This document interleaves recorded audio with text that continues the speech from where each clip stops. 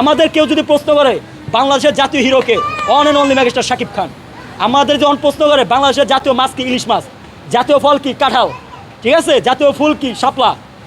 তো একইভাবে যখন আমাদের প্রশ্ন করে বাংলাদেশের জাতীয় হিরোকে, অফকোর্স মেগাস্টার শাকিব খান। যে মানুষটা 26 বছর ইন্ডাস্ট্রিকে দিয়ে গেল, ওই মানুষটারে তো এরকম একটা উপাধি দিতেই পারে। সো আমি শান্ত খান আজকে বলে গেলাম, হয়তো বা একদিন আগের পর আমাকে উপর পরপারে যাইতে হইব, কিন্তু বিশ্বাস করেন এমন একটা দিনে এবার বইয়ের পাতা শাকিব খানের নাম লেখা থাকবে, জাতীয় সুপারস্টার শাকিব খান। আমাদের পরবর্তী জেনারেশন, আমাদের বাচ্চা পোলাপান যারা আইব, মুখে মুখে থাকবো মেগাস্টার শাকিব খান জাতীয় হিরো। ঠিক আছে, আমি এটা চাই যে বইয়ের পাতার শাকিব খানের নাম থাকুক, ইতিহাস সৃষ্টি হতে বেশি টাইম লাগবো না। কারণ মেগাস্টার শাকিব খান লাস্ট তুফানের পরের থেকে, মানে সরি প্রিয়তমার পরের থেকে একের পর এক রেকর্ড করে যেতেছে, আর আমরা তাকে যেভাবে চাইছি সেভাবে পাইছি। আর তাণ্ডবের কথা যদি বলতে যাই, একটা কথাই বলবো যে আসলে সবাই ভাবছে তাণ্ডব মানে এক জায়গায় শেষ, এই গল্প নির্ভর না ভাই, গল্প নির্ভর সিনেমা না ভাই, এটা এত সুন্দর একটা মুভি হয়েছে।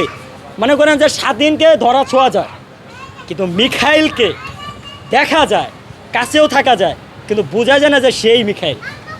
এরকম একটা চমক ছিল লাস্টে। আরও দুজন অভিনেতা ছিলেন, আপনার হচ্ছে শ্যাম আহমেদ। উফ, ভালো লাগছে ব্যাপারটা। শাকিব খানকে থ্যাংক ইউ সো মাচ যে ওনার মতো একজন অ্যাক্টর ওনাকে সুযোগ দিচ্ছে।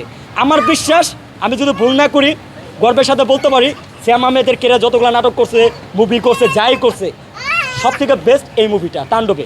যদিও ওনার স্ক্রিন টাইম টোটাল মনে হয় 4 থেকে 5 মিনিট, সর্বোচ্চ 10 মিনিট, এর বেশি হইব না, কিন্তু এই 10 মিনিটেই বিশ্বাস করেন একবার বাজেমাত করে লাগছে। এমনকি আপনারা শ্যাম আহমেদকে এই কথা জিজ্ঞেস করবেন, একটা ছেলে মুভিটা দেখে বলছে আপনার কেরিয়ারের বেস্ট ফিল্ম, আপনার কাছে কি মনে হয়?